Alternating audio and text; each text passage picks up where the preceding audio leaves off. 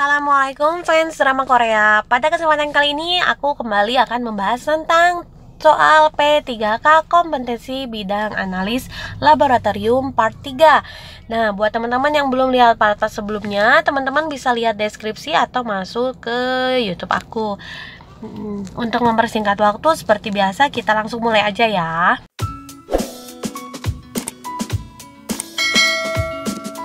Pertanyaan nomor 31, seorang analis sedang dinas pagi di sebuah laboratorium.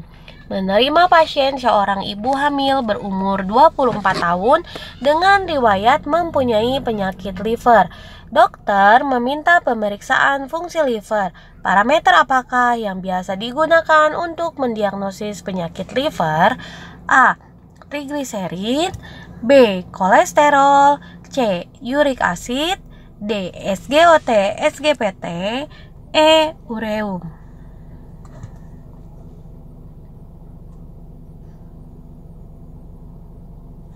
Jawabannya adalah yang D, yaitu SGOT atau SGPT.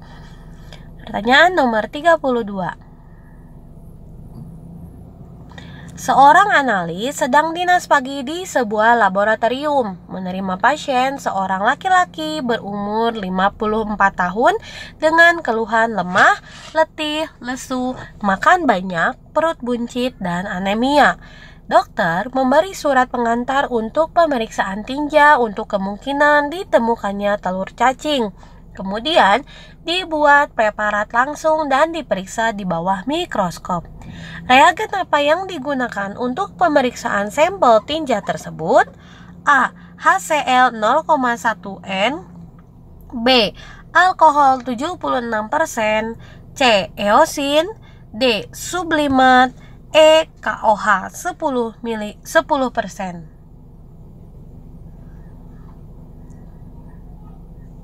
Jawabannya adalah yang C, yaitu eosin.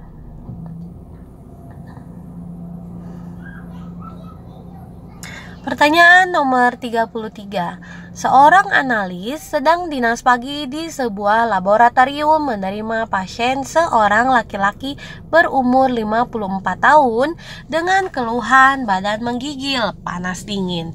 Dokter memberi surat pengantar untuk pemeriksaan darah untuk mendapatkan diagnosa pasti penyakit apa yang diderita pasien, di mana dokter menduga sementara adalah penyakit malaria. Material apa yang perlu diambil untuk pemeriksaan penyakit malaria? A. Urin, B. Darah, C. feses, D. Sputum, E. Bilas lambung.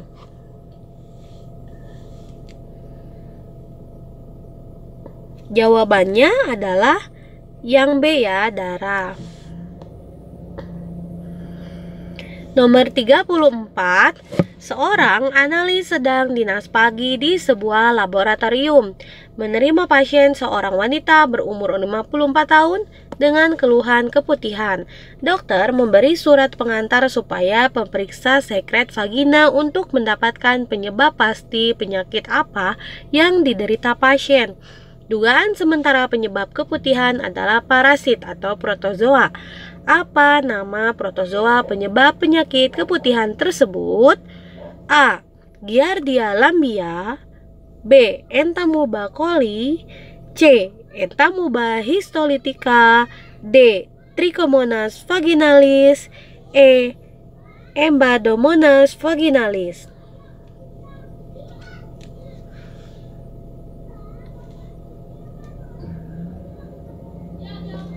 Jawabannya adalah yang C, yaitu Trichomonas vaginalis.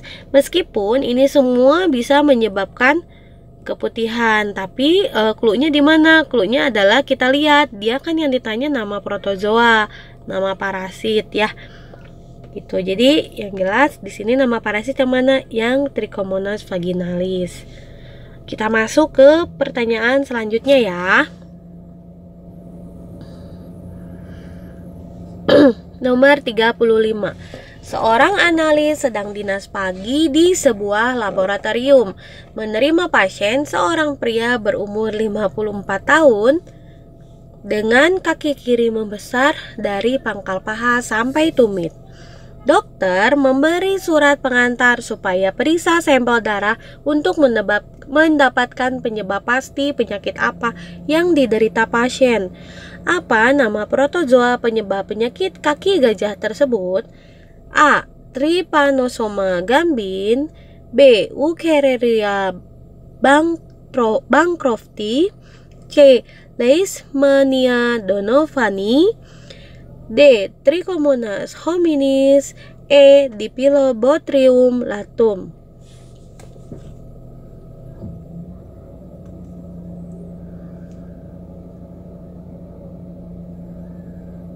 Jawabannya adalah yang B, yaitu Wuchereria bancrofti.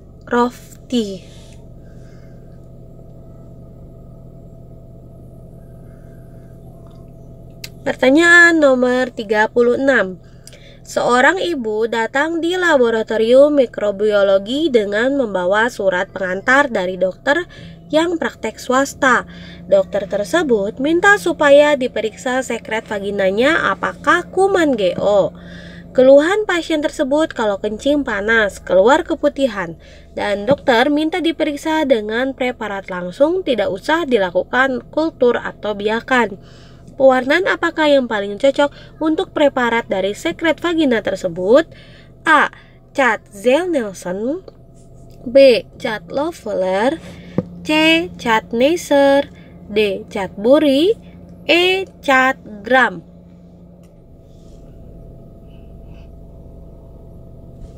Jawabannya adalah yang E, yaitu Cat Gram. Pertanyaan selanjutnya nomor 37. Seorang ibu datang di laboratorium mikrobiologi dengan membawa surat pengantar dari dokter yang praktek swasta.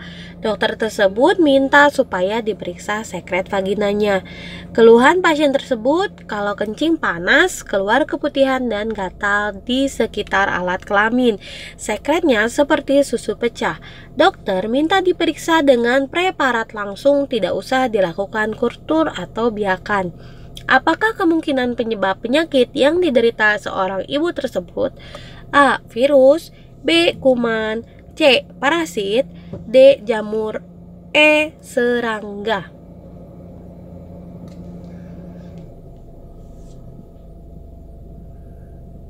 Jawabannya adalah yang C, yaitu parasit.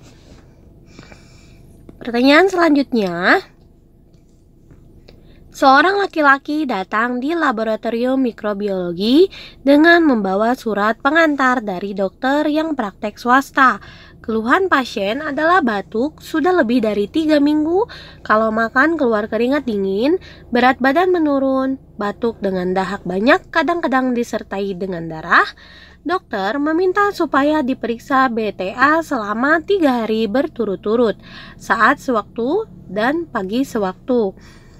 Pewarnaan yang paling cocok untuk memeriksa sampel tersebut adalah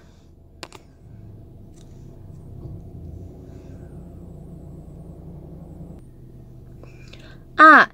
Zell-Nelson, B. Neisser, C. Sarver-Fulton, D. Gram, E. Bury.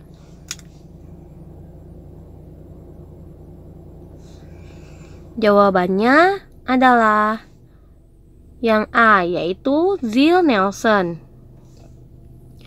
Pertanyaan nomor 39. Seorang laki-laki datang di laboratorium mikrobiologi dengan membawa surat pengantar dari dokter yang praktek swasta. Keluhannya adalah muntah, berak encer seperti cucian beras, badan lemas, awam menyebut dengan muntaber.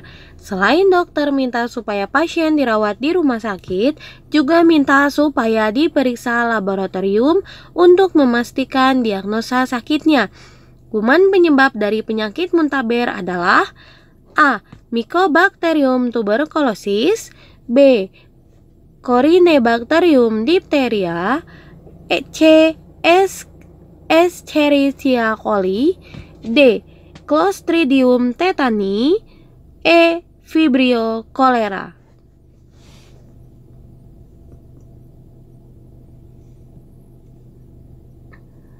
Jawabannya adalah yang E, yaitu Vibrio cholera. Pertanyaan selanjutnya nomor 40. Seorang laki-laki datang di laboratorium mikrobiologi dengan membawa surat pengantar dari dokter yang praktek swasta. Keluhannya adalah demam. Kalau menelan sakit, dokter minta supaya pasien diperiksa laboratorium untuk memastikan diagnosa sakitnya. Diagnosa sementara dokter adalah faringitis. Bahan pemeriksaan apakah yang harus diambil? A. Urin, B. Darah, C. Sekret tenggorokan, D. Sputum, E. Sekret uretra.